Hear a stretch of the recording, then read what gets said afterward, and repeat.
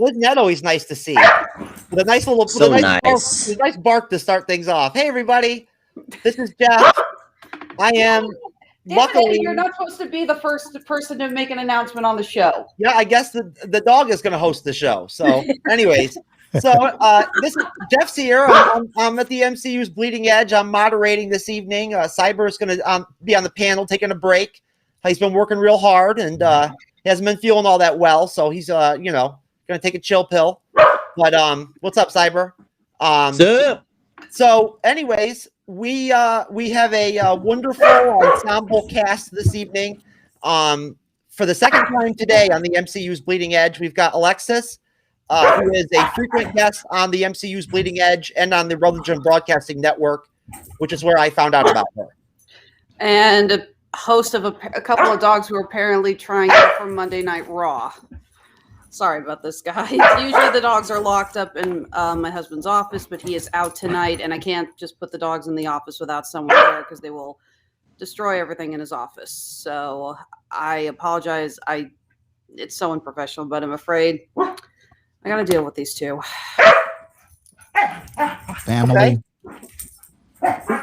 We also have Lord Deathman from the Podcast of Champions, sakar.freeforums.net here again. Hey. Say hello, Lord Deathman. Hey, everyone. Glad to be here and representing for the champions. I hope I do them justice on this particular episode of the Bleeding Edge. Champions. And Cyber, we'll definitely do some plugging later on at the end of the show for our personal content and stuff like that. But do you want to say anything to everybody in the streaming community? Just thanks for coming on by, for listening. Thanks for watching the show. We're going to have a blast. We're going to be talking about What If Episode 4. And then a little bit later, we'll be talking about the third Spider-Man trailer, too, as well. So can't wait to get in that. And it's great to have everyone involved with the podcast tonight. And looking forward to chatting about. Well, it's good to see you, Cyber. I was very unhappy to hear that you weren't feeling all that well. And it's good to see you back to full strength. And it's good to be back on the MCU's Bleeding Edge. I don't know. I got to be honest with you. We started late tonight. So we'll see, we might have already lost some people that typically always come on here and check us out at 9:05 p.m. And we ran a little bit late this evening, but we're here, to go ahead and cover, episode 4 of the What If Disney Plus series. And, basically we're going to eventually do a Spider-Man 3 trailer, watch and react for like a final segment. We might get into some Rotten Tomato IMDb reviews for episode 4.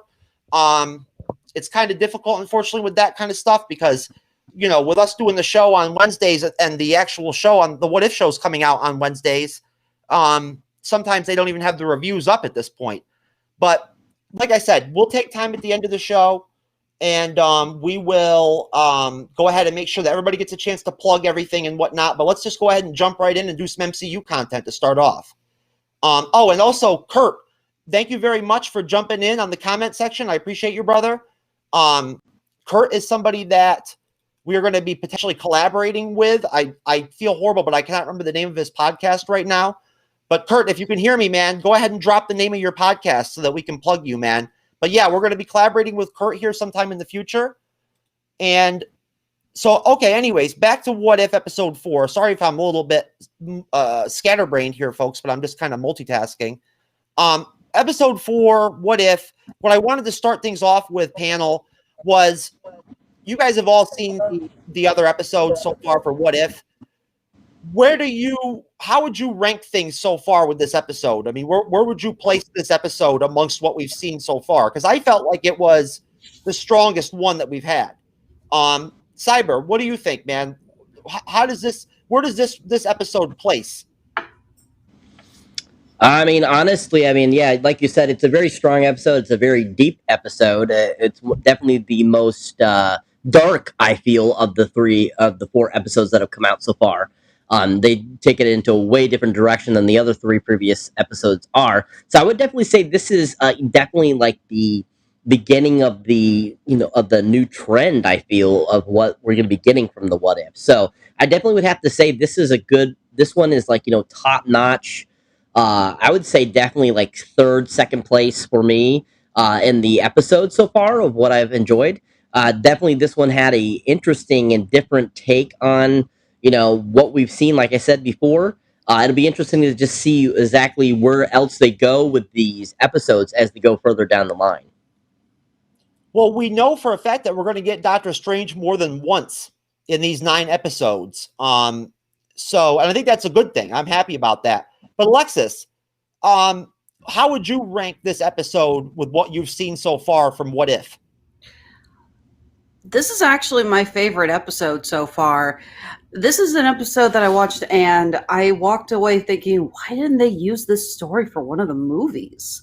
I really think it could have been done so well as a cinematic story. So you feel like the story itself was so poignant that it's film worthy? Yeah, I honestly do. And I'm not going to lie, a lot of that comes down to the amazing voice acting of Benedict Cumberbatch. Yes, thank you, Cleo. He does such a great job with the role. And I know that he's done a voiceover for like 1 or 2 animated films, but still, I was just like, oh, I've never really heard him, do a lot of voice acting like that. But he was so great in the role, and I loved it. Lord Deathman, your thoughts? This is also my favorite episode of the series so far. I love the fact that it was horror tinged. I love the great heart in the story. There's really a simple kind of love story at the core of this episode, which really brought a lot of emotional heft to it.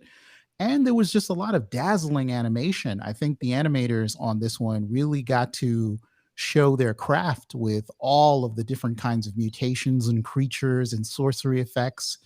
It just felt really exhilarating to watch. So this is a top ranked episode for me. And as an American, it's starting to get a little under my skin, the kind of competency that all these British lead guys show. Like you have just last episode, I think Tom Hiddleston did a wonderful job with Loki. And now you have Benedict Cumberbatch sort of bringing the heat once again. And no job is too big or too small for those guys, right? It's always that British efficiency. It doesn't matter if I'm doing a little voiceover thing or if I'm in front of the camera. There's no diva-ishness about them. They really take the craft seriously, and they're always there for it, right? They're such careful curators of their characters. But back to the episode, yeah, this is a top favorite of mine. I just love the premise of it. And I think what I like the most about it is that it really, of all the episodes that have come thus far, this really is in keeping with the comic book concept of What If, which always took you to a darker place. Like if you've ever read the classic What If or some of the What If revivals that came in the 90s or the early 2000s, What If almost seems to be a way for a writer to sort of vent out that darker side in terms of the story, or to do something that plays out that wasn't as feel good or as optimistic. And this kind of lives right there as an episode that keeps to that tradition. So big favorite of mine. In fact, my favorite episode so far. Well, that's a great point. It really is, Lord Deathman. And one thing that I really appreciate about having Lord Deathman on the show, I believe this is his 3rd appearance on the MCU's Bleeding Edge, is that he is a Marvel Comics knowledgeable type, person. And that's a really good point that we haven't really mentioned here before on the show, is that this episode really did take it to the roots of What If, because like I've mentioned before in conversation with Lord Deathman, my favorite What If comics were always the ones with the Punisher in them. And obviously the Punisher is a darker character, Ghost Rider, I liked him in the What If. But they did usually always kind of go in dark territory. And what I was also kind of wondering, at some point down the road, guys, I'd love to do some kind of segment at least once where we all kind of go back and like pick like a Marvel comic that we like, a What If comic where we like the story or we like the topic or something like that, and kind of just talk about it like on the show. But obviously I wasn't going to just throw it at you guys like the day of the show or whatever, but I've been thinking about toying around about wanting to do it.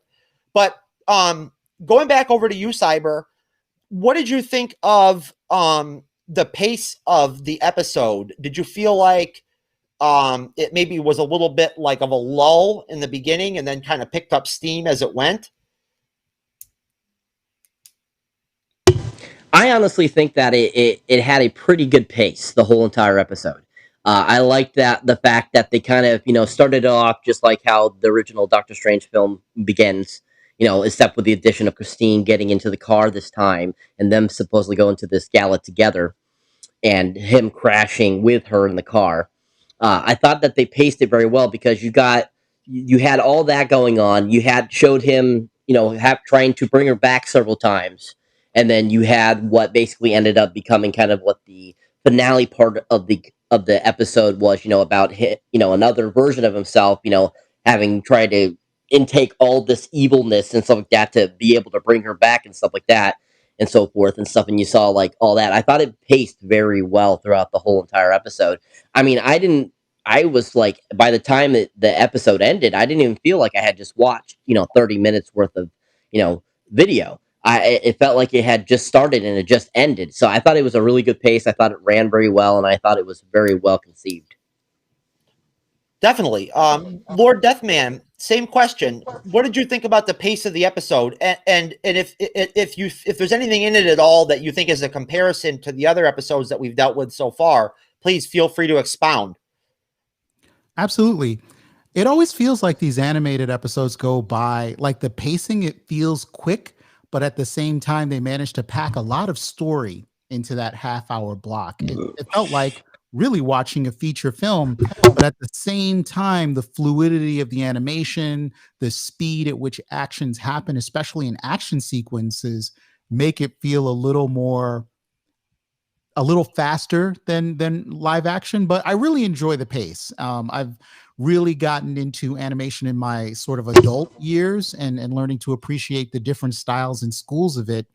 And I think Marvel is onto something with starting their own animation studio now. Now is really the time for them to kind of step up, do these things in-house, because I don't want to say that they haven't been served very well by their sort of third-party collaborators over the years, but there obviously have been some offerings that are stronger than others. But what if, as their debut for in-house animation, the pacing is just done beautifully. I think the story really flowed, and it also there's a certain quality of it where I don't know if this is me just kind of doing a lot of headcanon or fan speculation, but it does feel like they're leaving enough nuggets in the story for you to think, oh, maybe this does tie into live action. Is the Doctor Strange, is a Strange Supreme, as he's referred to, the same Doctor Strange that we're going to see in the Homecoming trailer, right? So yeah, I'm totally thrilled with the pacing here, but comparing this to other episodes, this one has a totally different feeling, right? This takes you into the realm of magic, time bending, and manipulation. There are different characters here. So while each episode has had its own unique quality with regards to sci-fi fantasy or action adventure or taking you into the past, sort of with the first episode, this really doesn't feel comparable, except that it's in the same format. So I'm loving the variety of stories that they're giving us here and taking us into different genres. So yeah, I hope What If becomes a fixture of the MCU sort of buffet of content and we continue to eat well, versus it becoming like a one-off experiment where they do 10 episodes and then kind of forget about it for 4 years.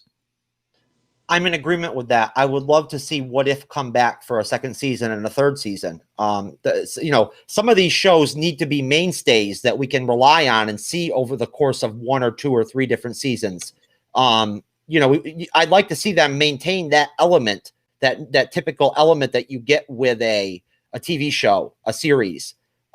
Since we know that so many of the shows we've already watched from these Disney Plus shows, other than Loki, probably aren't going to get second seasons. WandaVision, I don't see having a second season, or Captain America and the Winter Soldier. I think they're moving on to bigger and better things. But Alexis, same question. What did you think about the pace of the episode? And, if you want to contrast it at all to the other episodes, feel free. I thought the pacing was really good.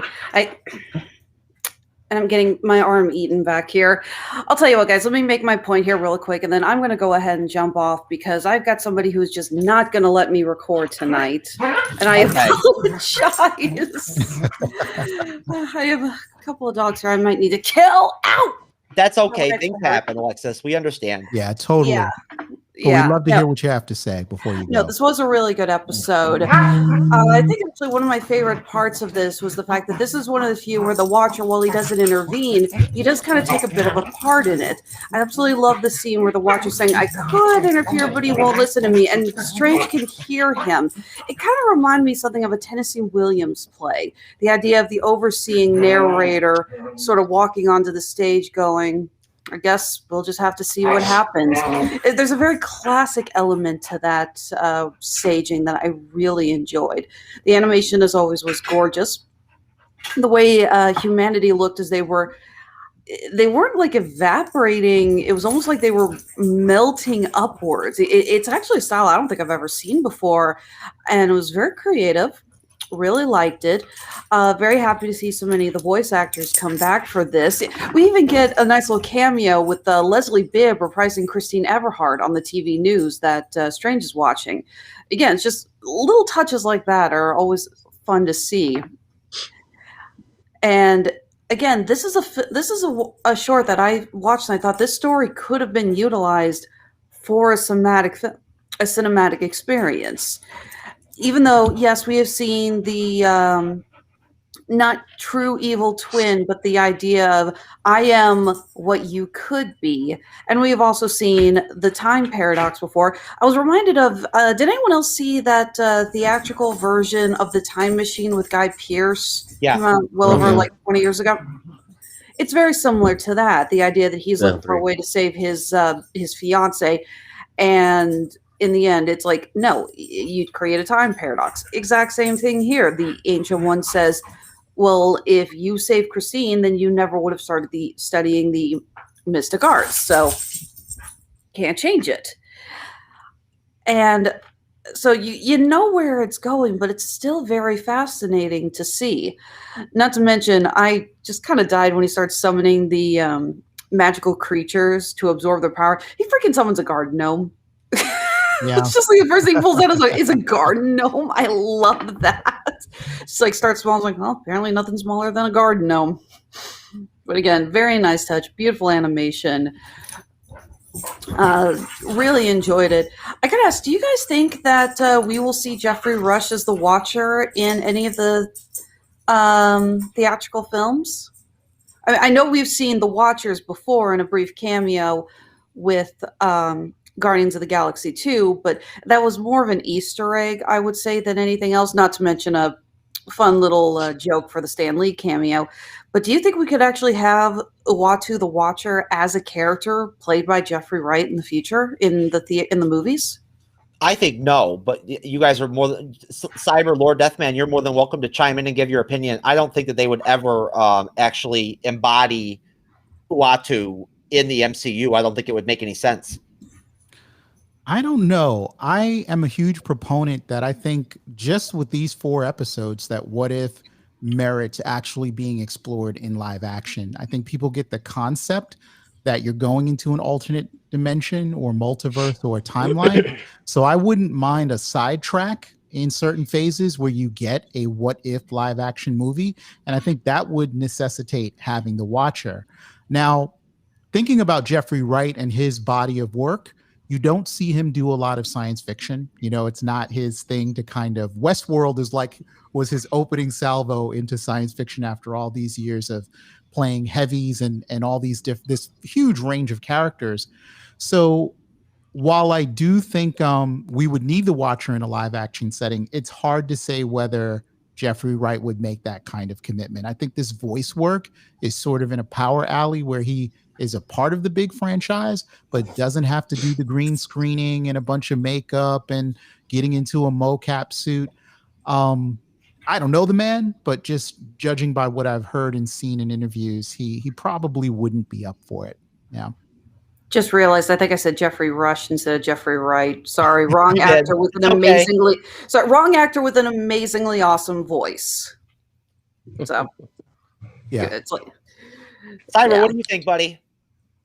I foresee a scene, Yatu, whatever, however you say his name, in the future, maybe in the live actions, most definitely as a CGI character along with a voiceover.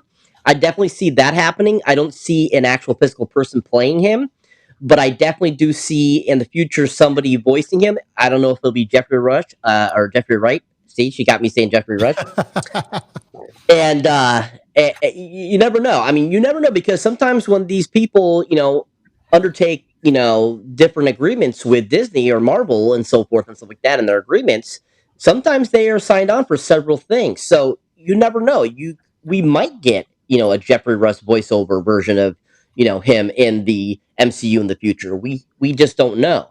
But at the same time, I don't see it being a live action performance. I see it as being a CGI performance of the character, most definitely, because I think that with doing it a CGI version, you just would have a lot more ability with the character, especially because like Lord Deathman was saying, Jeffrey Wright isn't a person that would like to probably put on prosthetics and stuff like that. So doing a fully CGI character versus where they have to put on all the makeup and stuff, that would make it a lot more feasible to bring that character into the MCU. So that's kind of where I see that going eventually, if we do end up getting that character into the actual live action MCUs. I kind of like the way we've seen the Watcher mostly in the opening credits of the series, that he's almost a silhouette in the clouds of the sky and the nebulas. And that's actually a way I could very easily see them doing the role. That they just, in the live action film, Strange just looks up and he sees the shape of Uatu into the cosmos. Something like that. And on that note, gentlemen, somebody is just going to have to demand my attention for tonight. So I apologize that I am not able to stick this review out. But yes, I did absolutely love this episode. However, I want to go kill my dog. Well, we loved having you, even though it was brief. All right. And Yeah. we'll see you the next time. All right. Have a good night, guys. All right, Yep. Alexis. Bye-bye. Take care. All right, so Kurt All right. has been dropping in. The only criticism I had really was that the number of years Evil Strange took really didn't really come across well enough. I agree. I know exactly what he's talking about. Cyber, yeah, see, you're nodding your head. Do you know you get what he's talking about, right? Yeah, because it kind of shows him like getting all those powers and stuff like that, and all of a sudden it kind of like it shows him doing that. He gets the last one in him, and then all of a sudden it pops to the other Doctor Strange that he's going to end up having to fight this Doctor Strange, and you don't really get any reference to what the gap or how long how long it took that Doctor Strange to get to that point to where he was. You just kind of have a vague description of what was going on a little bit there because you don't know how long the other one, all of a sudden that pops up, how long he's been the Sorcerer Supreme. So I mean, yeah, I totally get where Kurt's coming from there, that you really don't get a very good or precise, I should say, timeline for what's going on with that evil Doctor Strange. Well, I think that the Ben character said that, like, when Doctor Strange went back in time to find the library of Cagliostro or whatever, that he spent like centuries or whatever about, like, at the library or something like that, centuries, but that he was there for quite a long time, I believe, just absorbing those mystical forces and everything and whatnot, which is what those were. I'll tell you, I don't know. Oh, and also Kurt mentioned that What If has already been booked for a second season. I didn't know that, but that's great to hear. Me neither. Music to my ears. Yeah. Well, they said What If is canon, so we can get a Rush voiceover. Well, it's Jeffrey Wright, not Jeffrey Rush, but that's true. The reason why I don't think we're going to see my whole thing is, and this is what I would have explained to Alexis if she had stayed on, is that when it and Lord Deathman, I know you understand where I'm coming from with this. When it comes to the MCU, from a comic book standpoint, the only way that you would insert the Watcher into an actual story would be if it was a cosmic story where you already had other cosmic beings involved. You know what I mean? To the point where he would become involved. Like, there's other cosmic entities besides Uatu that are going to be ending up being used in the MCU before him, is my point. Like, I think it's more imperative that we see Galactus before we see Uatu like pop up. I mean, let's be honest here. At the end of the day, he can't do anything anyway. Like he can't change anything. Like exactly. Like all he does is watch. He's a pacifist and he's a non-interference type person. So I want to go back just for a second, though, to Kurt's comments about the passage of time. Yes. And I agree for the most part that it was not well shown how much time had passed when Doctor Strange travels into the past and goes to Cagliostro's library. By the way, the gentleman that he does meet is a younger version of Cagliostro. Is that who that was? That was a bit of a comic book. Oh, yeah, because Cagliostro is O-Ben. Yeah, he is O-Ben. It's just that's another name for the same character. But there's a scene that they show where you're looking at the sort of facade of, it's an exterior scene where you're looking at the facade of Cagliostro's citadel, and you kind of see the time pass that way. So there's like a moon that goes by, then a sun, then the time of day changes, and the foliage on the citadel sort of, dies. And they were trying to show you that there was an extreme passage of time there, but it really was a blink and you'll miss it kind of moment. What did O-Ben say when he was dying? Didn't he say you decided to spend your centuries of time doing whatever you were doing, and I decided to live? Exactly. And that he had stolen these extra years from black magic and the dark dimension. So there is a sense of a passage of time, but it's not like they tell you exactly how many centuries he's been, or that you see these great milestones. Because from our point of view, it looks like Doctor Strange, or Strange Supreme, spent all of his time conjuring all these demons and absorbing them, right? Like he never took a lunch break, never went out for a walk outside the Citadel, never met a girl, nothing like that. It seems like, somehow time passed differently for him in those exercises. Well, he would have been spending time reading books and you're learning spells and stuff of that nature. But Lord Deathman, I'm really glad that you brought that up, because I don't know how I didn't realize that, but it is O-Ben is Cagliostro. Yeah. And honestly, now that that realization has dawned on me, it really makes me wonder why Cagliostro would even allow him to be there. Yeah, be in the library. Yeah, because I mean, in the comics, Cagliostro is not exactly like the nicest guy out there. He isn't. And honestly, who knows? Like, if they wanted to, they could have included like Dracula and vampires and stuff like that into the story, because with Cagliostro, that's a big part of his like deal. So, anyways, but that is very interesting. But no, Kurt also said that I'd like to see them save the Watcher for a reveal for the Fantastic Four. Yeah, honestly, Kurt, I just don't see it, man. The Watcher just doesn't really. He's great in the What If series. I love seeing these scenes where he's silhouetted in the sky, like he was during the episode 3. And you just see him like in the background and stuff and everything. But from a comic book standpoint, the Watcher just isn't like a character that would just pop up in something in a story. Right. It was interesting in this episode, though, that we did get the Watcher and Doctor Strange actually interacting with each other. So Strange Supreme actually reaches this level of power where he has some cosmic awareness, and he is capable of perceiving that the Watcher is watching all of this sort of unfold, and even sort of appeals to him for help in his sort of deluded quest. Yes, and Kurt's right. The Watcher did actually get involved in the comics with the Fantastic Four. And I cannot remember correctly 100%, but I believe that when he did that, he lost his job, like as the Watcher. Right, he was going against the grain and getting involved.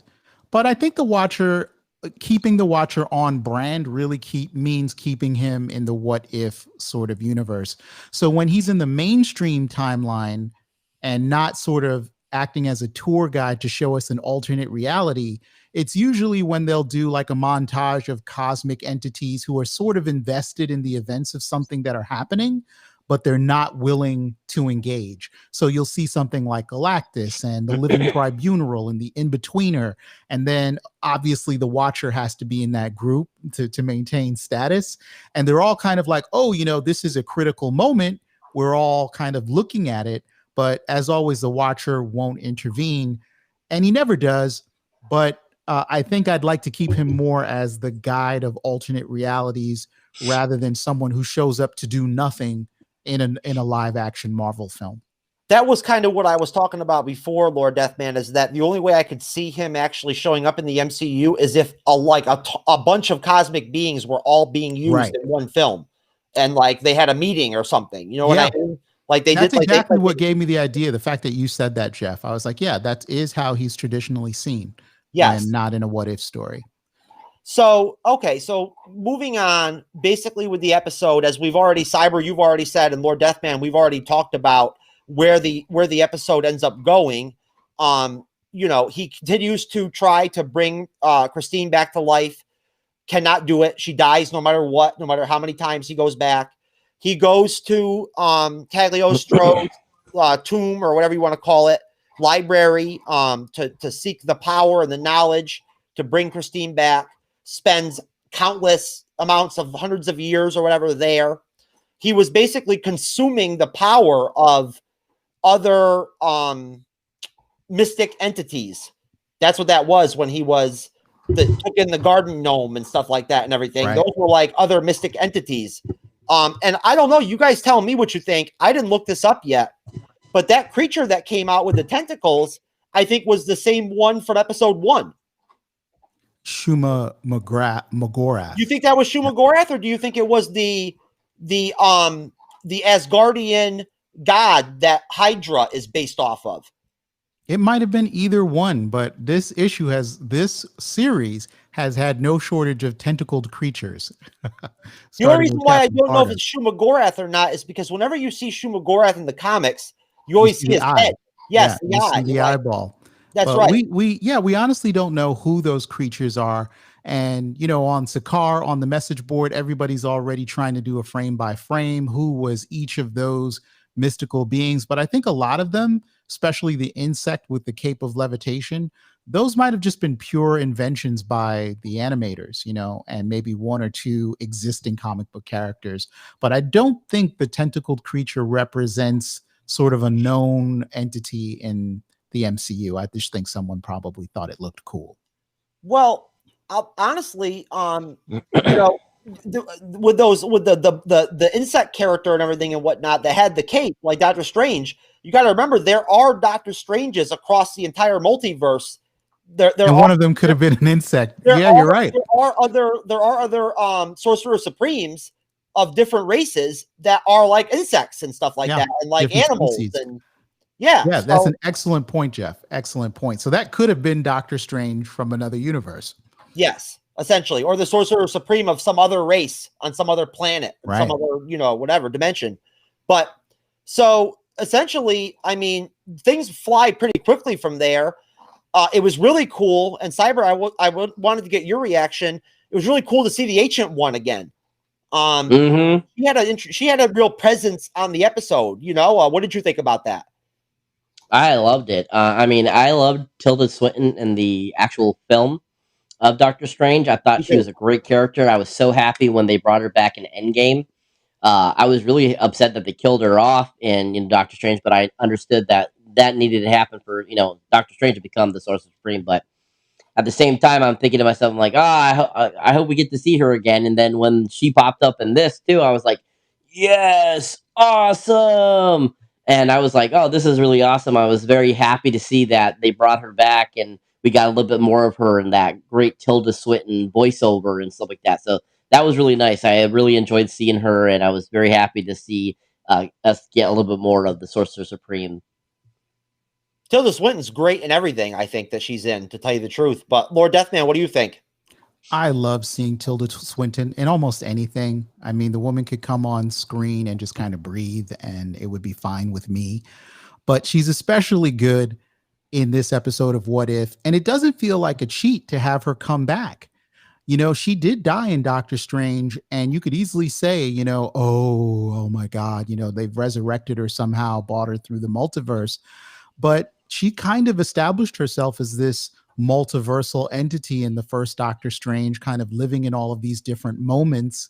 And the way she presents herself as an echo, I thought was really beautiful, right? There was something kind of poetic and allegory to the story. It wasn't really her, but like a piece of her that still clinging to her physical existence, and she wants to kind of intervene or stop Strange from making the wrong decision. So this episode is filled with a lot of emotional beats, and the ones with the Ancient One are some of the strongest ones. Well, that actually it brings an interesting comparison to the technology, technology and machinery versus the mystical arts and magic. And, you know, whereas you've seen movies and premises where, you know, or in the comics, you've seen Tony Stark almost die and like, you know, come back as like a hologram, you know what I mean? Like, you know, or like he did with Ironheart, like, you know, be like in a coma or whatever, but like, you know, be an AI and like be helping like Ironheart in the comics. In this case, in the episode, it was the Ancient One actually like a fragment of her being, right? Of her astral being that had remained alive or attached itself to Strange in some way. Yeah. Was kind of tethered to him because of the weight of this situation, the fact that a whole universe was at stake. Yes, very similar to like Naruto Shippuden, where like yes, like in Naruto, like his father and mother, when they die during the same time of his birth, and they seal the Nine-Tails fox in him, they leave fragments of themselves in Naruto's mind, in his memory, so that when certain things happen, certain events in his life, they will pop up during his life. Yeah. And counsel him and talk to him. It's a fairly well-known trope in storytelling, especially science fiction, fantasy. The idea that you would have an AI consciousness kind of come back for Ironheart is analogous to the Ancient One coming back to sort of give advice and guidance to Doctor Strange. So you do have those parallels, and that was an excellent point that you made there, Jeff, in terms of looking at it. But I was just surprised at how they managed to do it and make it feel like it just wasn't like a cheat, like, oh, we just bought this person back after killing them. It was great to see her after that long absence, and they did the absolute right thing, bringing Tilda Swinton back to do the voice of the character, because I don't think anyone else could have filled those shoes. No, I'm glad that she wanted to come back and do it. I really am. I'm sure that I have to imagine that she's pretty in demand as an actress. Yeah. You know, but no, I like, you know what we were just talking about her, and you were saying, you know, that you wouldn't care what she did, Lord Deathman, and you would enjoy it. I heard this something really funny the other day. I was watching an Avengers in Infinity War trailer reaction type video on YouTube or whatever. Cyber knows I love those. And somebody commented, I could watch the Avengers wash their hair and enjoy it. Yeah, it's true, you know. Yeah, it is true. They've really worked their way into the fandom heart, right? Our collective hearts and minds. You know, at the point that Infinity War and Endgame came out, the Avengers were so popular that I swear to God, if they would have just had a video of them washing their hair, I would have watched it. So I think even if they were just breathing, I think you would have watched it, Jeff. Probably, yes, as long as it was in trailer form. Yes, yeah, you know, just really light and heavy breathing, you know. But Tilda Swinton, though, in particular, really deserves our loyalty, just because she can traverse these really obscure and esoteric indie films and then come and do something like Constantine. You know, man, she was awesome in Constantine. Oh yeah. You know, I mean, she brings this physicality in terms of her being model-esque and kind of a statuesque figure. Her diction, you know, I mean, I didn't know for a long time that she was Scottish. You know, I was like, oh, okay. Would have thought English, maybe even American. Yeah, I knew she was from Europe, but I didn't realize that she was Scottish. Yeah, she's an interesting person. She's definitely like an interesting character as a person. Her beliefs and views and whatnot are a little out there, but you know, that's neither here nor there. I enjoy. I mean, like in Constantine, she was great. Yeah, I mean, it was a small role that she played in that film, but it was very powerful whenever she was on screen. And she just seems to be excellent in every role she plays. Like, it doesn't matter. She's great.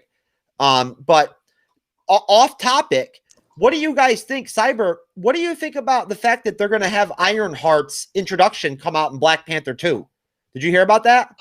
Yes, actually, I did a video on that on one of the apps I do. I think it was on Clapper, I think, or one of them. I might have done them on all of them. I can't remember, but I did do some. I did do some talking about it recently because I saw the article like a couple weeks ago. But yeah, I thought that was very interesting that they're deciding to bring her out in Wakanda forever, and I was like thinking to myself, I'm like, so definitely they must be, somewhere in the Black Panther 2 film, they must be ending up at MIT because supposedly that's where this character, the Ironheart character, is basically she's an MIT student that Tony comes across in the comic books, and somehow they are linking it to this Black Panther movie, having her pop up in that and having her introduction before her actual TV show on Disney Plus.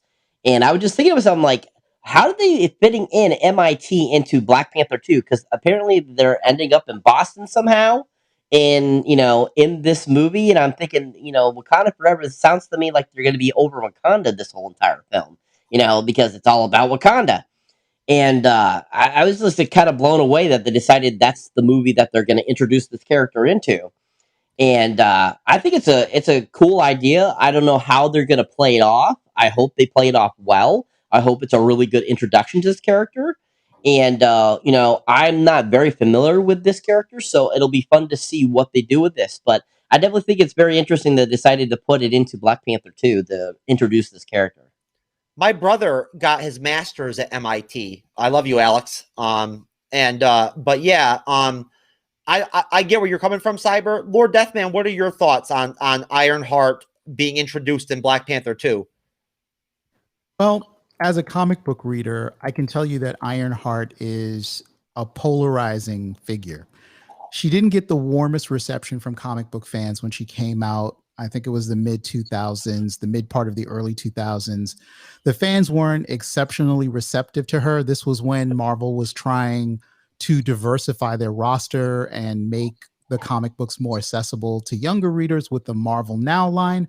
I won't go into all of the baggage and the politics that came with that experiment, but what we did get out of it is the character of Riri Williams, or Ironheart. And the fact that she's being bought into Black Panther was something I really had to do a little bit of soul searching on. I had to think about it. First, you have to come to grips with what you think of the character in the first place before you can have any opinion about whether she belongs in Black Panther Wakanda Forever. So I had to say, what do I think of this character? I know I've read a fair amount of stories about her. I've gotten the lay of the land in terms of her origin, her dysfunction, her powers, kind of a Shuri type story. So, my feelings on her being there is that I'm there for it. And I came to that conclusion because in the first Black Panther, that's a phenomenal film. It's a near perfect execution in terms of a superhero origin for me. And what I liked about it, without fetishizing it, is I liked delving into this Afrofuturism that they kind of laid out for us in Black Panther. It was just so cyberpunk, but on another level.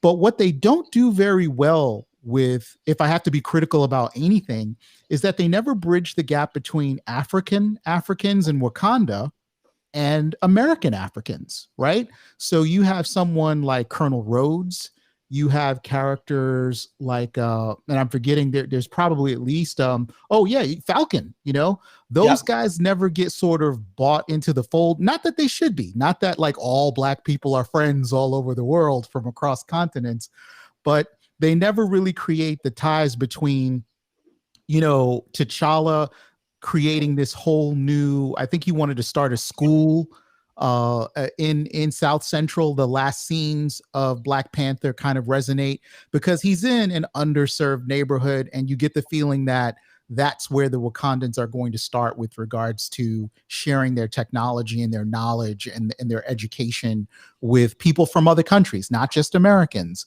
So I kind of like the idea that they're bridging the gap between a MIT student who is of African-American descent and the Africans of Wakanda, that there's going to be this kind of a spiritual bridge between those two types of characters. And I'll also point out, I know this rant has been somewhat long, guys, but stick with me just for a couple seconds more.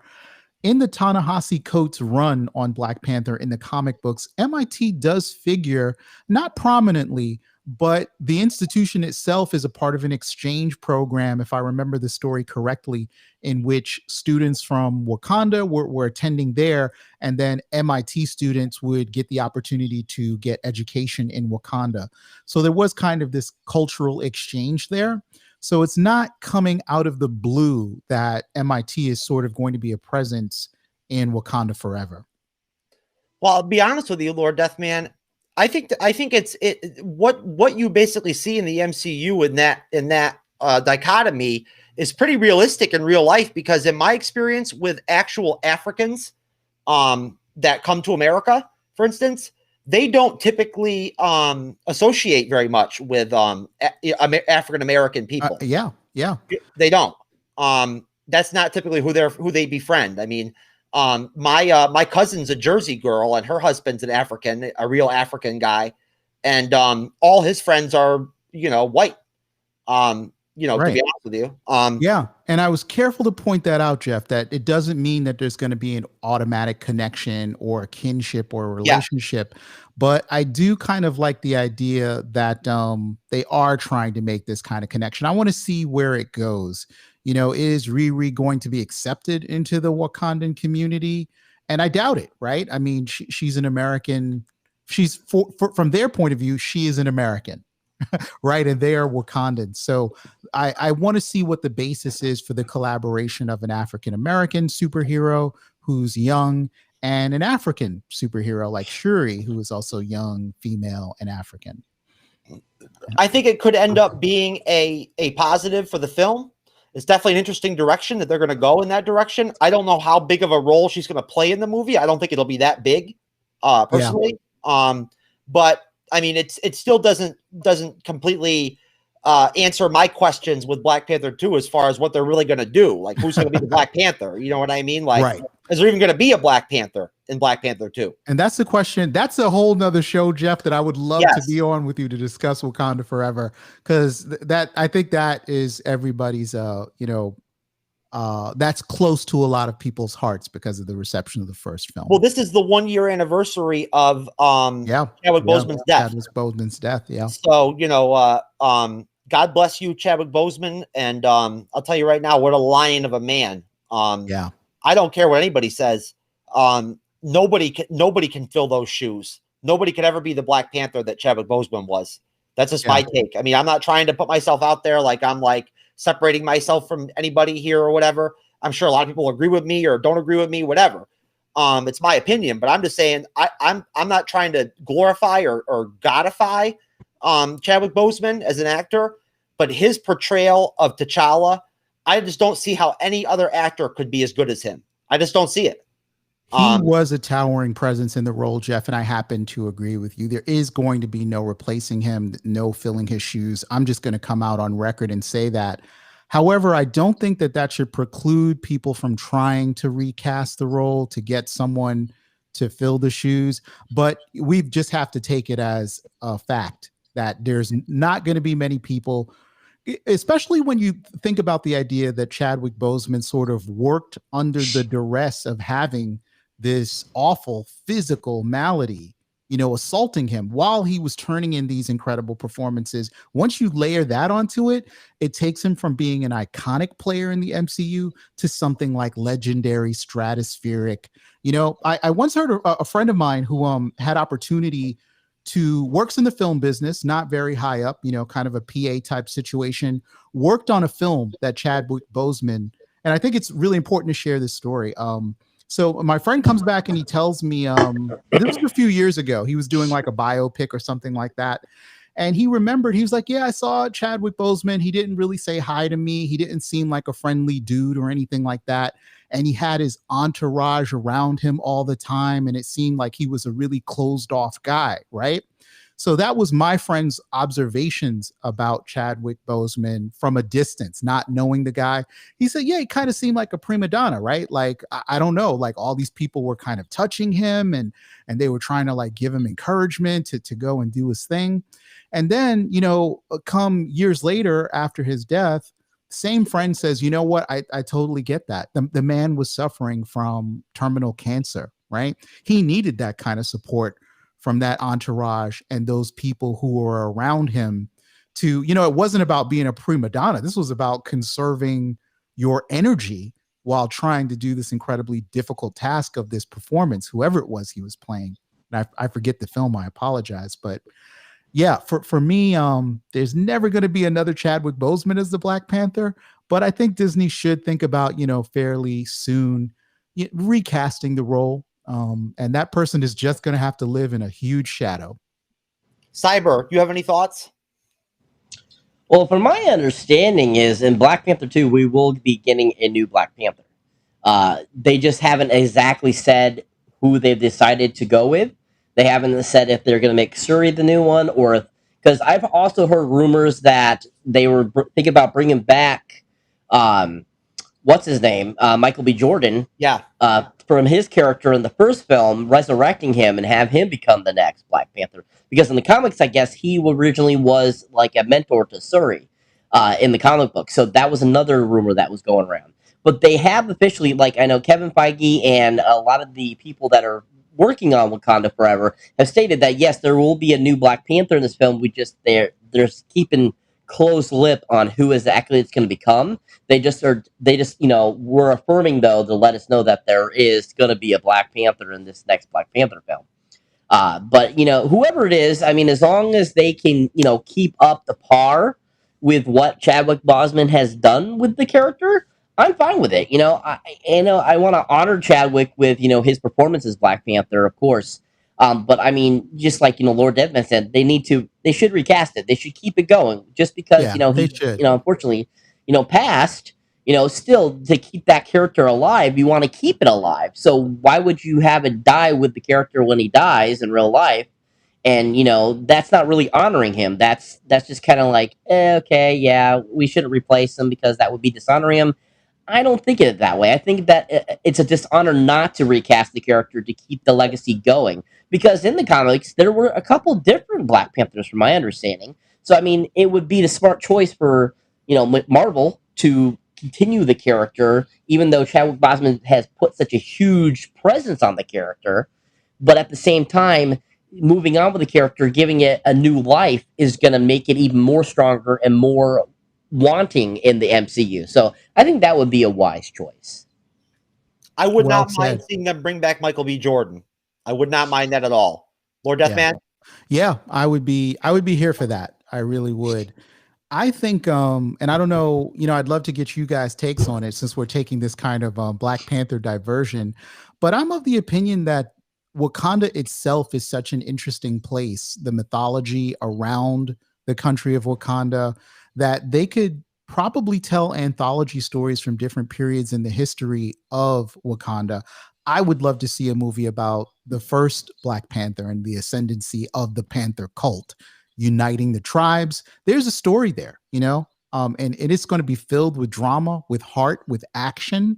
I would love to see a T'Chaka Black Panther film because that dude, it seems like he was the kind of more violent, like action first type guy, whereas T'Challa was much more thoughtful.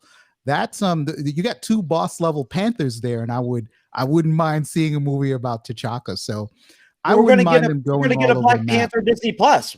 We're getting a Disney Plus series where we can go deeper into the mythology. It's like remember how when Avatar came out and all those kids were like, "Oh, I'm so sad because I can't really go there to this bioluminescent candy land." That's how I feel about Wakanda. I'm like, I'm depressed because it doesn't really exist and I can't go there. But if you can give me stories that are set there, I would be a happy fan and a happy camper.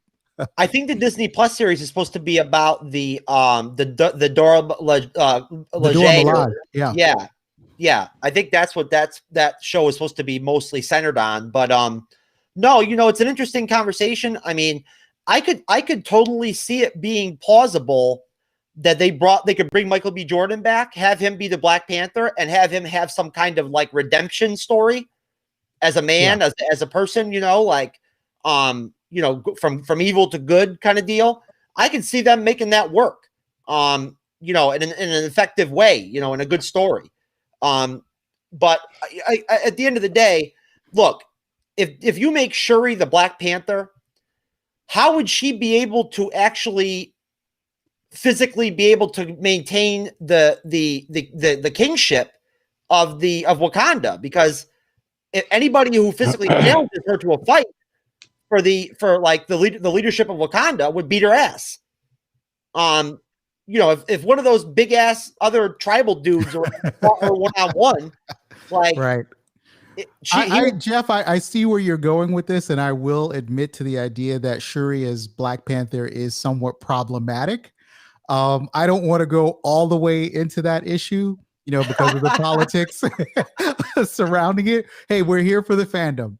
But I just want you to know that I'm there with you in terms of not being able to see that. I know you are. I know where you're coming from. I get it. I do. I was just on Quora the other day, and somebody asked me what I thought. Why is people so against Shuri as the Black Panther? And I answered it and everything. There's a lot of controversy with that with that concept. Like if you don't support Shuri as the Black Panther, you're some kind of white devil or something. I don't know, but whatever. Yeah, I mean, there's a lot of names you'll get called, right? That you're a misogynist, that you're anti-black, anti-whatever. But the whole thing of that is that if you look at the mechanics of it, she's a 16-year-old girl. Let's just take everything else out of the equation.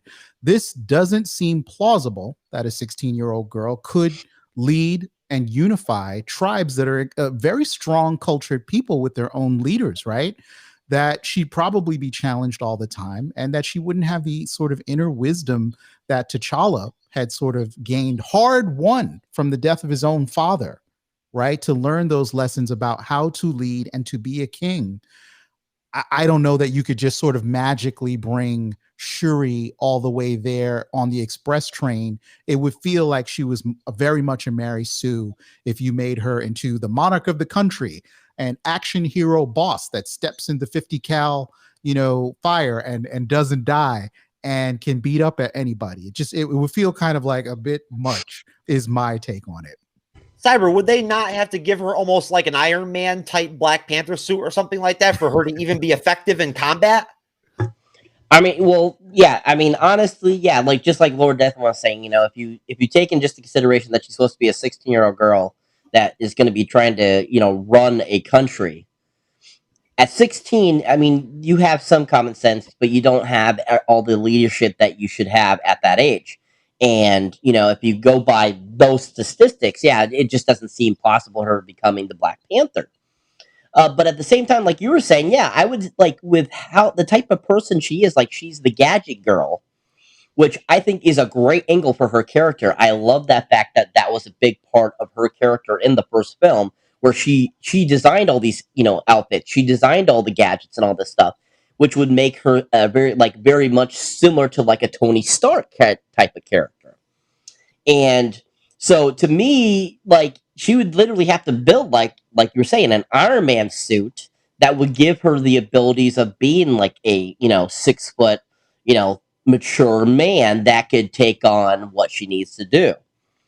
And at the same time, though, I think that keeping her as the tech person that designs all the things, kind of like an Alfred almost, from DC, I like that aspect of what Shuri is. I think that's a great angle for her. And so to make her the next Black Panther, I just don't think that it's not just that it's not plausible. I just don't see her being the next Black Panther.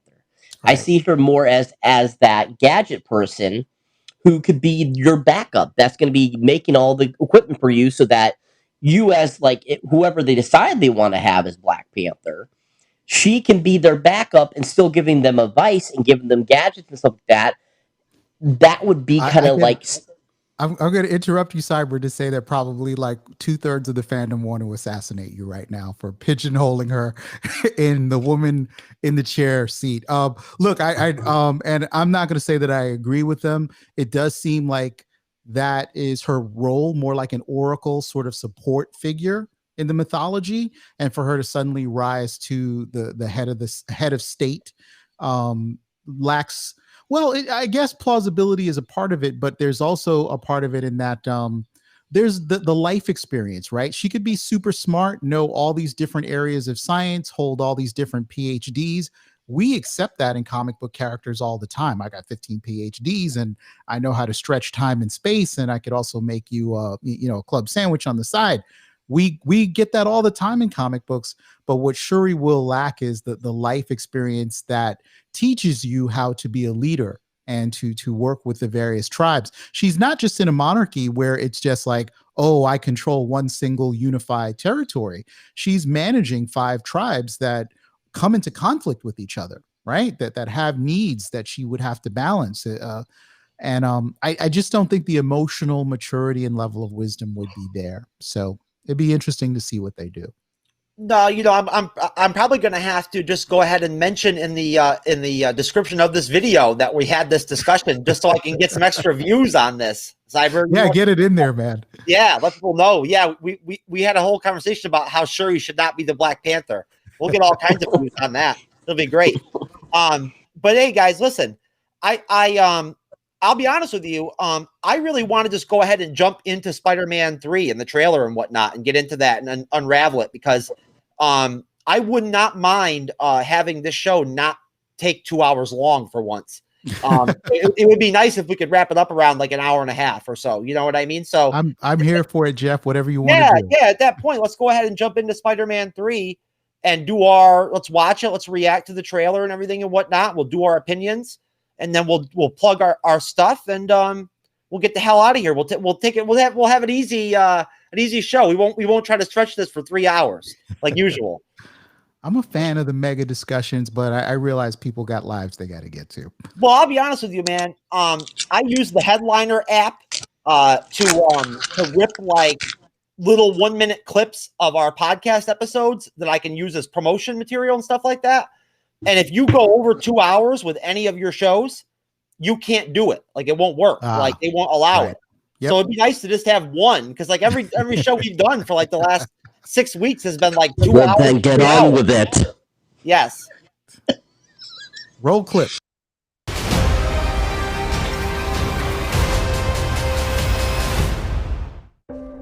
Oh, look at this. This is a good one. Some suggest that Parker's powers include the male spider's ability to hypnotize females. Stop, come on. Yes, my spider lord. Can we just like stay up here all day? It is so crazy down there. That's right, folks. Spider-Man is in fact Peter Parker. Listen, I did not kill Mysterio. The drones did. The drones that are yours. Does any part of you feel relieved about all this? What do you mean? Now that everybody knows, you don't really have to hide or lie to people. For the record, I never wanted to lie to you. But how do you tell someone that you're Spider-Man? Now everybody knows. But this isn't about me. This is hurting a lot of people. I've just been thinking about how to fix all of this. So, Peter, to what do I owe the pleasure? I'm sorry to bother you, sir. Please, we saved half the universe together. I think we're beyond you calling me sir. Okay, Steven. That feels weird, but I'll allow it. When Mysterio revealed my identity, my entire life got screwed up. I was wondering if maybe you could make it so that he never did. Strange. Don't cast that spell. It's too dangerous. Fine. I won't. The entire world is about to forget that Peter Parker is Spider-Man. Wait, everyone? Can't some people still know? That's not how the spell works. So MJ's gonna forget about everything we've ever been through? Stop tampering with the spell. Oh my God, Ned, he's my best friend. Oh, my Aunt May should really know. Stop talking.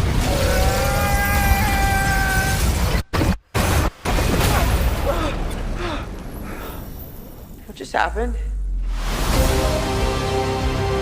We tampered with the stability of space-time. The multiverse is a concept about which we know frighteningly little. The problem is you trying to live two different lives. The longer you do it, the more dangerous it becomes.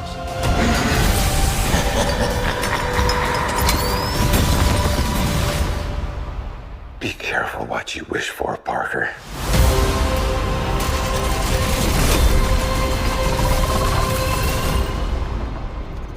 Hello, Peter.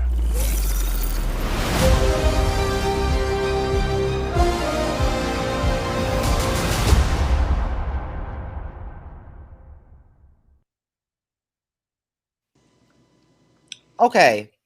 How the hell would Dr. Octopus even know that that was Peter Parker? So, first off, let's say here, we think he's talking to another Peter Parker there. That's just how they edited it to make it look like he's talking to the Tom Holland Peter. Okay, because I'm like trying to figure that one out there for a minute, and it didn't make any sense to me. I'm like, how the hell would he know that Tom Holland's Peter Parker is Peter Parker? Because even if you pay attention real closely to how it slides in from him saying that to the show and the picture of Peter all of a sudden transferring in the suit, you could see how the edit laid out. You could see that wasn't the next screen that was supposed to come up. You could tell. I could just tell. Well, digitally, visually, that scene with Dr. Octopus popping up and his tentacle going into the ground and everything looked amazing to me. Just amazing. Like, seriously, I love Alfred Molina. I really do. Another really great actor. But, okay, guys, Lord Deathman, Spider-Man 3 trailer. What do you think? I'm of two minds about this trailer, guys. So you're going to get some pretty hot takes in this discussion. I know that 99.9% of the fandom saw this trailer and they immediately lost their minds. Doctor Strange, Dr. Octopus, hints of the Green Goblin, Wong. I am here for all of that. I'm an MCU fan, nothing more, nothing less. However, I have concerns and I have reservations about what I saw. One of them really comes out of the idea of speculation culture and spoiler culture. We are living in a time of extremely aggressive fandom. People have gone out for the last year and gotten the contents of this trailer, what's going to be happening in this movie, who's going to be featured in it. And for that reason, when I saw this trailer, I saw nothing new. Everything in this trailer that we saw, we expected to see if you've been following the rumor beat, if you've been following the spoiler beat or speculation. So that was kind of a letdown to me. So as a standalone piece of marketing, it's fine. It was great to see all of that new stuff, and I was just excited as the next fan. But on the other hand, I really do have to kind of speak out about what we're doing as a fandom with spoilers and speculation. We're bringing ourselves to the point where we jump into a movie or a trailer knowing 99.9% of what's going to happen in it. And I, for one, am not, that's not the side of the fandom I want to be on. The other things that I have, first off, as a producer, you've got to tip your hat once more to Kevin Feige for creating such an expansive franchise that is so engaging. It is so interactive. It really brings you into it. This man is setting the example for all of Hollywood. What he has done is going to be puzzled and studied and followed forever. That's a fact. But I'm a little concerned about the multiverse. Bringing in these characters from the old franchise, the Green Goblin. And I realize everyone, loves those Sam Raimi films. I love them too. But the idea that you're kind of going to get these characters pulled into the multiverse, I think sets a somewhat dangerous precedent in that the multiverse becomes this place where you can start pulling all sorts of rabbits out of your hat instead of doing the work of building up characters. So if you want the Green Goblin in your universe, don't worry about an origin. Don't worry about, just go to the multiverse. He's somewhere in there. We can pull him out. You want Professor X, you want the Phoenix, bring him in there. And the story mechanics become a little lazy. So that's my concern about the multiverse. And, the last thing I'll say about this trailer is that I think, narratively, in terms of the story that they were trying to set up, I do feel that it was a little haphazard in terms of the characterization of Stephen Strange and this whole kind of thing where he's kind of acting weird. I have this piece of headcanon where I'm actually tying the latest episode of What If with Strange Supreme and saying that that might be the Stephen Strange that you actually saw in this trailer, and that we're dealing with a variant or an imposter from somewhere in the multiverse and not our actual Doctor Strange. So I know there's a lot to unpack in my feelings about it, but if I summarize, guys, I like the trailer as much as the next fan, but I was a little disappointed that it didn't have anything that didn't already come out of the rumor mill. And I also have some concerns about the multiverse in terms of how it's going to be used moving forward. Cyber, do you have any opinions based off of what Lord Deathman put out there? Yeah, so, that's one thing. I knew going into this first teaser trailer, I knew that it was going to show everything that we've already. Oh, we lost Cyber there for a minute in mid-sentence. Isn't that cool? Well, hopefully. This happens, Lord Deathman. On Cyber's iPad or whatever that he uses, it only allows him to go on for an hour at a time, and then it shuts off and turns back on. So he'll pop back on in 1 second. Okay. But I get where you're coming from, Lord Deathman. Grandmaster earlier today, when I had a conversation with him, I recorded with Grandmaster earlier today. Okay. Yeah. Cool. Grandmaster jumped on with me and Alexis and Yvonne Rempel that you never met before, who's a guest on the MCU's Bleeding Edge. And we did a show earlier today where we just talked about the Shang-Chi trailers, the Eternals trailers, and the Spider-Man 3 trailer. So Grandmaster is on that, is basically, came up with the same type opinion that you had. Okay. He doesn't like the multiverse angle. But yeah. Cyber, go ahead, finish your thought. So as I was saying, as I got booted, which I don't know why I keep doing that, it's really annoying. But anyways, what I was saying was, as I was going on there, I was basically saying that I knew that this teaser trailer, because it's a teaser trailer, I knew that it wasn't going to show anything that we hadn't already heard about. I just had a feeling of that, because that's what teaser trailers usually are. Teaser trailers always bring us what we've already heard, what we've already seen, and I knew that we weren't going to get very much from this trailer. So I knew that they were going to give a little fan service to what we've already heard in this trailer. So I didn't have high expectations like Lord Deathman has on this trailer, being disappointed a little bit with the multiverse angle and all that stuff. I already knew that that's what they were going to do, because that's how they do trailers. I'm used to the first trailer always being the least or the weakest of the trailers, and then they always get a little better as they go along. So, and going into the whole multiverse deal, as Lord Deathman was talking about, having, problems with it, bringing in old other characters and bringing them in and stuff like that. I have a feeling the reason they're doing that is for twofold. One, it's because of the pandemic, they don't have enough time to really get things written the way they want it to. So I think that this was kind of a fallback for them to use that information in the multiverse and to use that to kind of start off the multiverse. I don't think that's what the direction of the multiverse is going to be completely as we get further into it. I think we're going to see a huge dissidence or a big expansion as soon as we get Doctor Strange in the Multiverse of Madness. I think it's going to completely take us into a completely different direction in the multiverse, and then they're going to steer away from using the old stuff that we've already seen. I think they're going to use that more down towards as things expand in the universe. I think they might go back to it, but I don't think that's going to be their crutch and they're always going to be using that. I think it's just something they're using right now because that's what the fans are looking for, and with this whole pandemic, people are looking for something that comforts them. And so I think that's the reason why they're going this route a little bit right here, to give people a little fan service, to get them back in the seats so that they can, continue the MCU on and get back to that dynamic power that they had when Endgame came out.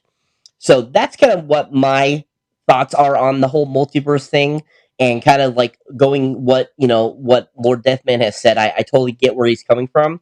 But it was kind of funny because as you were saying everything you were saying, Lord Deathman, it sounded exactly your explanation on the actual Spider-Man trailer you and the podcast of Champions did. It was like verbatim. It was hilarious. And so it was so nice to hear that Hey, you haven't changed at all. At least I stayed on program, right? Exactly. It Hey, was you gotta great. give Cyber props for catching the episodes of the Thank podcast you of Champions. for catching the champions and what I had to say there. And I have to say, you know what, the points that you bring up around people sort of needing comfort food in the form of fan service, they do make a lot of sense to me. So I'm not 100% untractable in my sort of views there, the program that I'm bringing. And I'm not anti-multiverse. I just don't want to see the multiverse used as a crutch or a shortcut for lazier storytelling. Yes. And I feel that Sony has been making these overtures. Let's get real now. We could go all the way back to 2013 and the Sony hacks, where Sony was trying to get a Sinister Six movie off the ground, and they couldn't do it. Let's look at that reality. And now they've got their own Spider-Verse, which is devoid of a Spider-Man at the moment.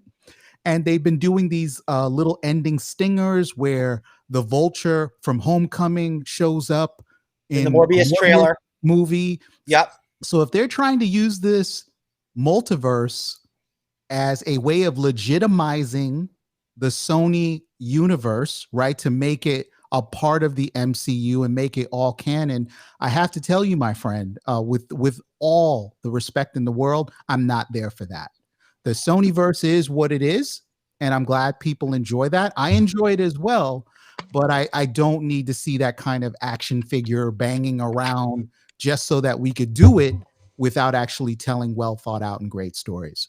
Well, what about the whole premise that Sony themselves pushed for bringing back the Raimi characters and everything like that, and bringing back these characters, like that it was Sony themselves that inserted themselves into it and told Marvel, like, we want this. That's how you get, and it does sound like, and again, I'm going to quote myself from the podcast of Champions, but it does feel like the deal with the devil that had to be made for us to get one more Tom Holland Spider-Man film. Sony's like, you want to do this? You got to let us bring in all these other characters, and the gates must open wide.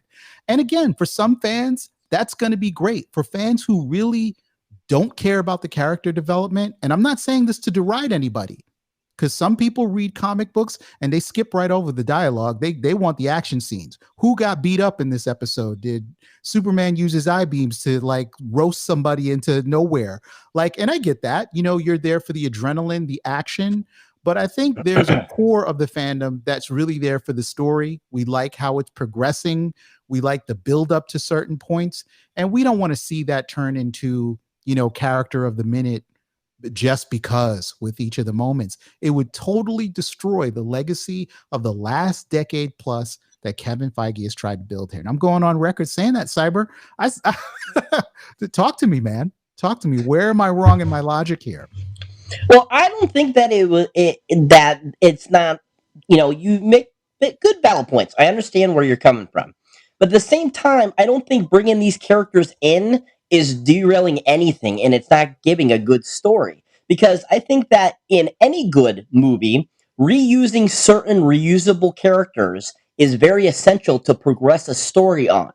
Because you think about it, look at Terminator 1 and 2. They brought back Arnold Schwarzenegger's character from the first film, but made him a good guy. Now, if they hadn't redone that, decided to go a whole different direction, just do the T-1000, have totally somebody else play the good guy in the film, you would have not had a great-ass story as if Arnold hadn't come back to play that T-1000 to be a hero at this time. Okay. I feel it's the same scenario with this film. I think that bringing in old characters from, other Sony, there's things, that Sony wants to pitch in. I don't think that that's going to be a bad thing. I don't think that's going to derail from the story or not give a good storytelling, because if you write really well around bringing those characters back, which, come on, Marvel is really good at telling stories. They really have. They have not had one bad story, I feel, in any of their films. They haven't. They haven't. And you're right. My concerns are unfounded. What about motherfucking Captain Marvel, man? Oh, wait, before we get on the Captain Marvel tangent, No. I have one more question. I'm just kidding. I have a case study, a scenario for Cyber. Okay, so you bring in Dr. Octopus from the Raimi movies into the MCU.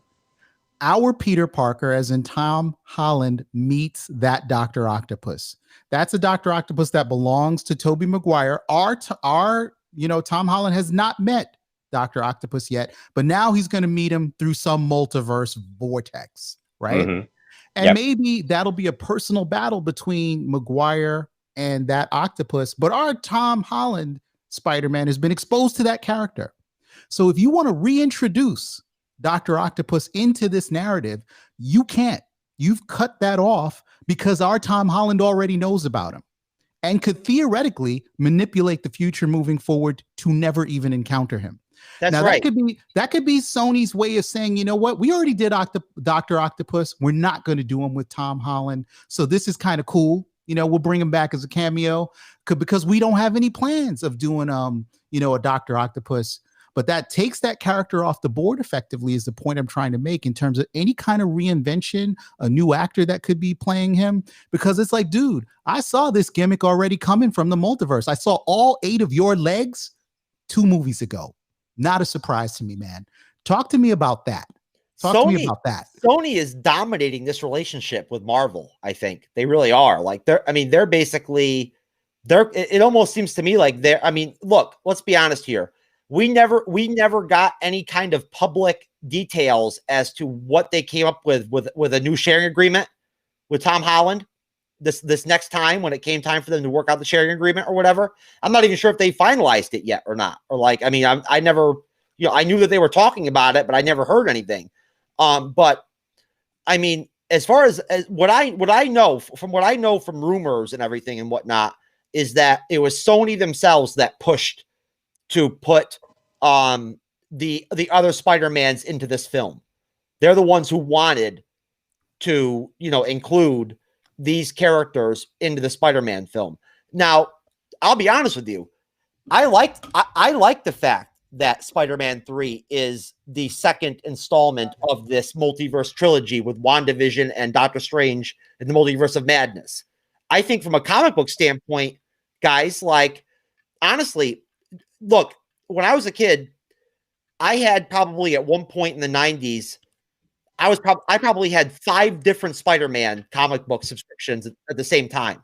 I had the Amazing Spider-Man, Web of Spider-Man, Spectacular Spider-Man, and regular Spider-Man, just Spider-Man. Yeah. I was a major Spider-Man fan. And I'll tell you one thing about Spider-Man. In the comics, he collaborates with everybody. He goes into space and fights for during the Infinity Gauntlet. He goes with the Fantastic Four occasionally. He's a reserve Avenger and he goes on Avenger missions. And he's become a character. Not to interrupt you, Jeff. This is respectful. Yeah. Not only are you on track with your description of Spider-Man, but in the last, say, 2 decades, he's also become very much a multiversal character. There are tons of variations on Spider-Man that come directly out of a Spider-Verse, and that started in the comic books. That wasn't in that animated feature from Sony, as good as that was. That's an idea that we've been living with since Shattered Dimensions, since all sorts of comic books where you have clones of him, different variants of it. Yeah. So I'm totally on board with the idea that this movie takes us to the multiverse. I think you're the moderate voice here on the panel, whereas Cyber is pro and I'm probably more con to neutral. I just am a little leery and I want to see more out of trailer 2 before I fully endorse this multiverse strategy. But I do have a lot of faith in Kevin Feige. I know that if Sony pushed this on his plate and said, dude, yeah, I think we need Andrew in here and I think we need Tom in here, or Toby in here rather, or you ain't getting Tom.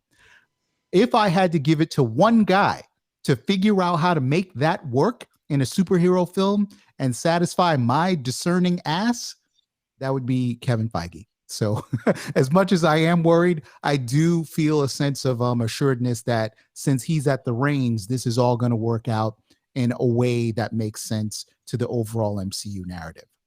Well, my point was simply just the fact that going off the comics, knowing that Spider-Man is always constantly working with Punisher, Daredevil, Ghost Rider, the X-Men, everybody. You know what I mean? Like during the comics. Captain America, Wolverine. Yeah. So at that point, I love the whole concept of him and Doctor Strange together.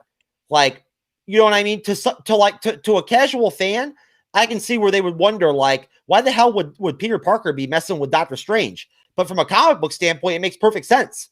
And I love the collaboration. I love the idea of Doctor Strange being in this film. I'm excited. I think this is going to be the best Spider-Man film that we've gotten out of the 3 Spider-Man films, without question. I didn't think Spider-Man 2 was all that great. I really didn't. I'll be honest with you. I thought Spider-Man 1 was okay. Like, you know, very grounded, you know, like good movie, but very grounded. Like, I really feel like this is going to be a blockbuster. I mean, as big of a blockbuster as you can have right now during this COVID box office, you know, environment we're living in, you know, I feel like, honestly, we'll see what happens with Shang-Chi. I think Shang-Chi's going to do better box office wise than Black Widow did. I do. Agreed. And I think Spider-Man will likely top Shang-Chi's box office. Oh, yes. Let's not pretend that Spider-Man is not the prince of the MCU. You know, you have a king in Iron Man, but Spider-Man is ice cream, and nobody doesn't like ice cream. No, I mean, honestly, this might be the movie, the Spider-Man 3 movie might be the one that breaks this box office, you know, mire, and actually ends up doing $1 billion, depending on what happens with, like, you know, this new variant of COVID and whatever, you know what I mean? Like, mandates and whatever. But Cyber, as far as the trailer itself goes, I think it's exciting. I think it's interesting. It's fun. I mean, what do you think? And besides that, do you think Marvel leaked the trailer themselves? I think it's a great trailer. I thought it was a really good first teaser trailer. I can't wait for more trailers to come out to show us a little bit more and stuff like that. But I definitely thought it was a really good first trailer. I think they probably did just to kind of screw with people and then release it the next day, just for the hell of it, because, you know, so many people have been asking for it. So many people were, you know, saying, "Oh, I've already seen it," and this and that. So I can totally see them doing that, you know, just to kind of like bump up business and to make it the most popular trailer to be watched. I mean, you know, it has the biggest watch time of any trailer now Oh, yeah. for MCU film, 334,000 views within 24 hours, which is really awesome. I think it has 40 million views on like on YouTube right now, the trailer.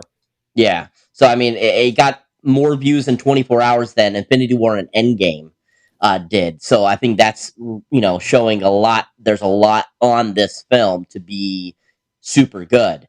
But I just want to throw it out there that a lot of people, I've been hearing people talk about, is that they think that Doctor Strange in this, the one that we're seeing messing with the trains, is again a Mephisto rumor going around. I don't know if you've heard this, but that's what a lot of people are saying again, that they think that this is going to be a Mephisto thing again. I haven't heard that, but I'm not surprised that it's a thing. Mephisto for the win.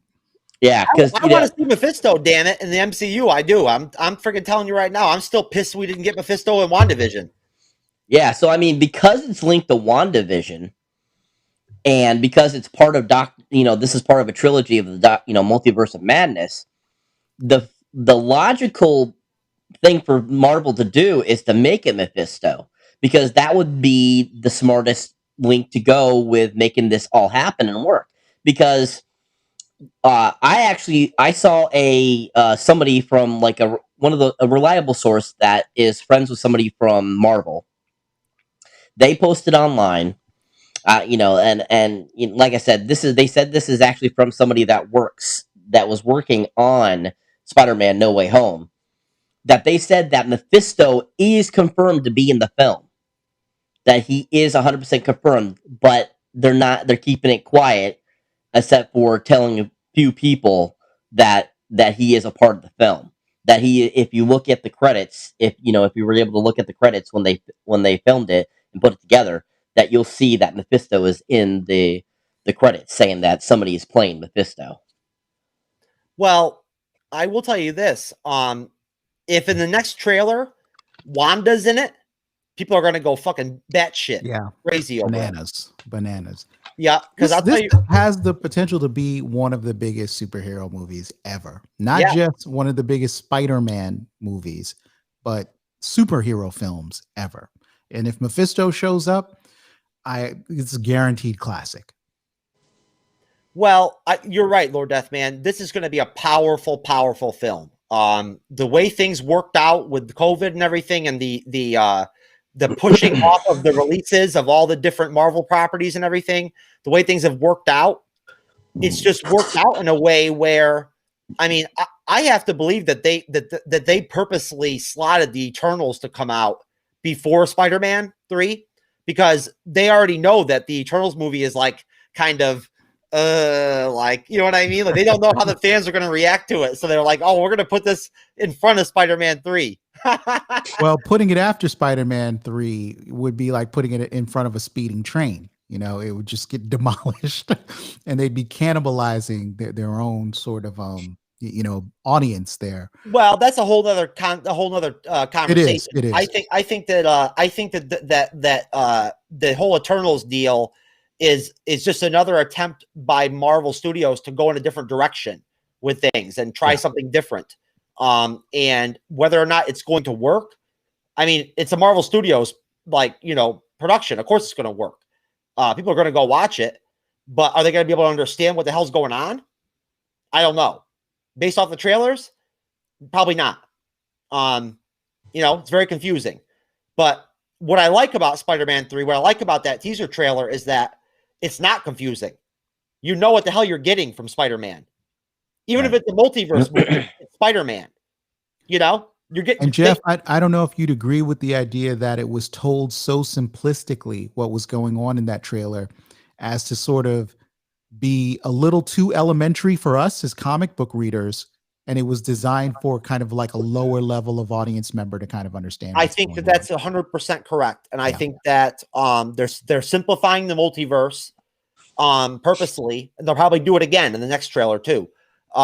Because they want people to be able, they're learning from their other experiences. I mean, they know that people don't understand what the hell's going on with the Eternals. And let's be honest here.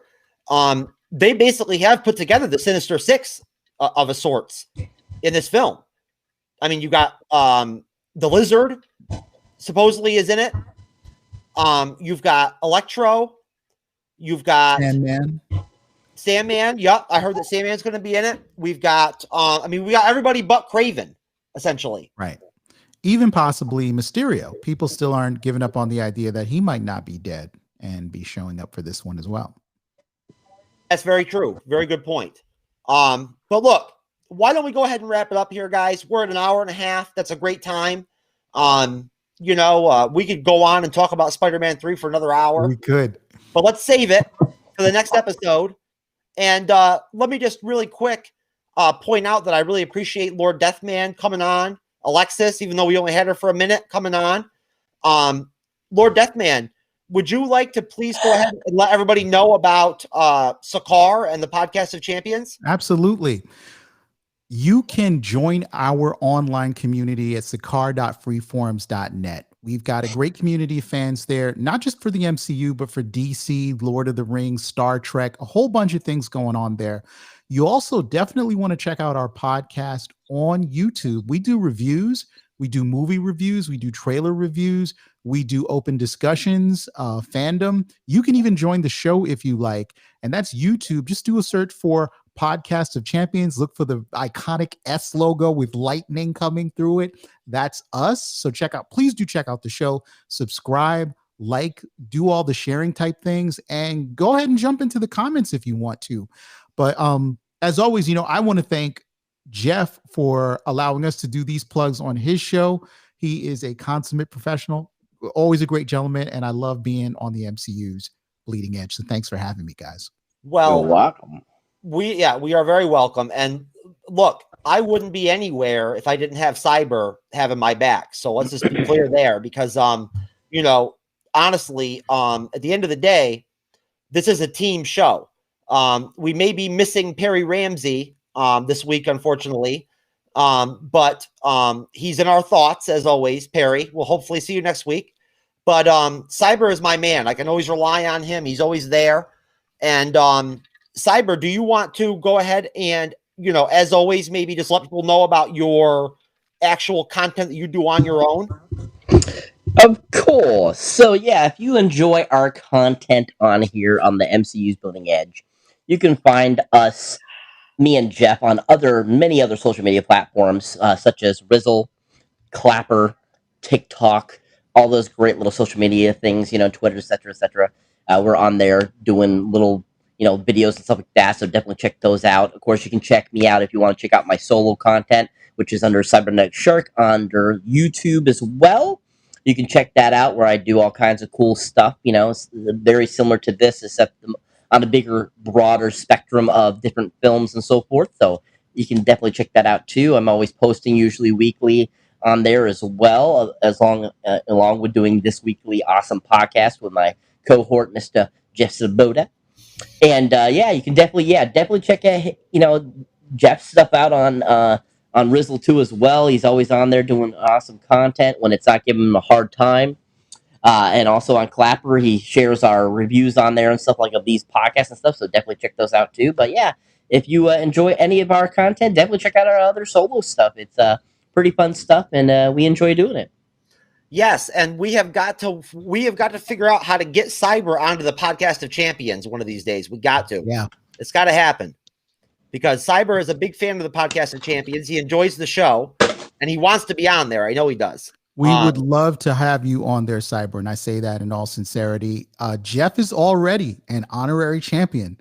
What are you waiting for? Yeah, I'll be honest with you, man. I really appreciate being an honorary champion. I do. It's nice being a part of the team. It really is. Like, I've gotten to a point where, that's why I was so pissed when I fell asleep the other day and I woke up and realized I missed the show, because like these guys are starting to become like distant family members and shit. And I have a lot of fun on there. It's a great show. It really is. I'll tell you right now, I could not be happier with the fact that I came across Arch and Grandmaster and everything and ended up on Sakaar, and Cyber's on Sakaar, and we ended up having this dynamic and this relationship where we're able to all collaborate together on our different platforms and everything like that. And it's awesome.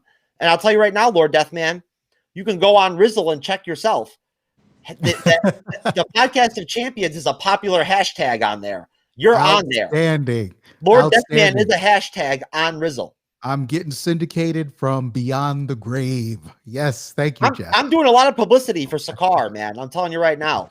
I really am. We're doing the same for the MCU's Bleeding Edge. You are, yes. But look, everybody. Of course, we always very much value all of you who end up watching these shows after the live streams are over. The 90% of our views come after the live streams. So all of you who end up watching this, when it's tomorrow or Friday or this weekend, we really appreciate you. Thank you. Please subscribe to us. We are really, really, really trying to make sure that we hit that first 500 subscribers. And it's a bitch, but we're going to get there. And we need every single person out there to support us and help us get there. We're at almost 60 right now, and we're trying to compete with the Podcast of Champions. So, I want to bury them. So it's a friendly competition, everybody. Yes. Bury them. It is. But anyways, again, this is the MCU's Bleeding Edge for Lord Deathman, for Cyberneticshark, for Alexis, Jeff S, TrueKnowledge in the house. Peace out, everybody. God bless you.